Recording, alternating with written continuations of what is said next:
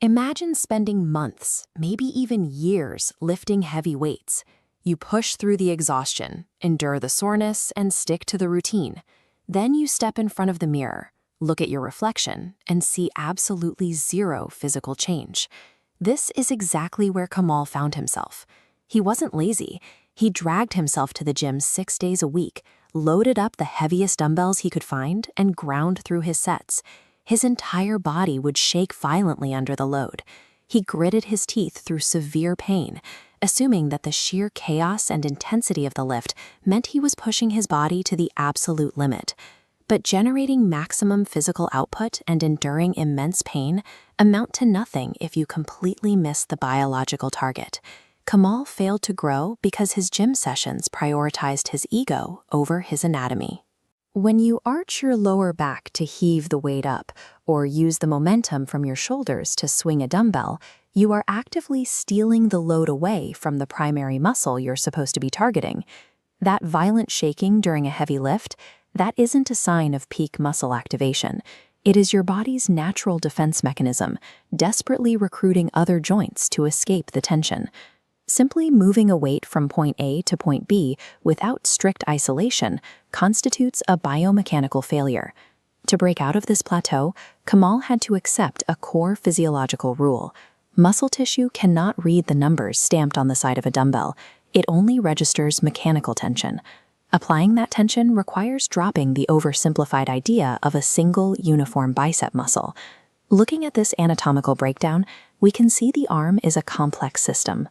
To force hypertrophy, you have to engage the long head on the outside of the arm, the short head on the inside, and the brachialis, a hidden muscle underneath that pushes the entire structure upward.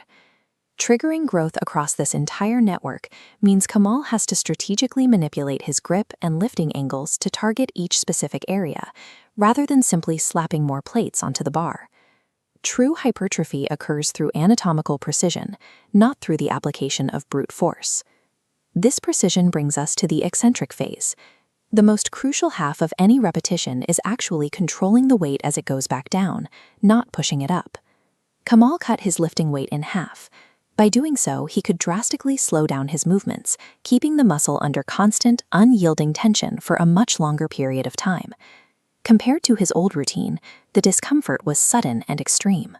As the muscle lengthens under the load, it creates a deep stretch and requires an agonizingly slow, deliberate contraction to fight gravity.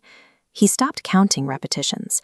The focus shifted entirely to the sensory feedback of the movement, building a strict mind-muscle connection where he could feel every single fiber engaging. Stripping away the momentum and mastering the eccentric phase forces the target muscle to do 100% of the work. A 50-pound dumbbell lifted properly provides a vastly superior stimulus than a 100-pound dumbbell swung wildly. But even with perfect form, Kamal was still caught in a final, devastating trap: the belief that relentless, everyday training accelerates results. He was completely ignoring recovery. This microscopic view reveals the biological reality of the gym. Lifting weights does not build muscle. The tension and stress of the lift only inflict tiny structural micro-tears across your muscle fibers. Actual hypertrophy, the process where your body weaves those damaged fibers thicker and stronger, only occurs after the workout is over, while the body is in a state of rest. The gym is merely the trigger. The physical construction of new muscle tissue entirely depends on the discipline of stopping the work and resting. Kamal had to pivot his entire lifestyle. He prioritized deep sleep, dialed in his nutrition to provide the necessary building blocks, and forced himself to take days off so his body could finally begin the repair process. After months of pairing pure mechanical tension with strategic biological recovery, the physical transformation he had been chasing finally materialized. If you find yourself stuck in a plateau, working relentlessly but seeing no change, you have to audit your own habits in the gym and ask yourself an honest question. Are you training your muscle, or are you training your ego? Muscle growth is never an accident of sheer effort. It's a forced biological adaptation, achieved only when you sacrifice your ego to respect the science.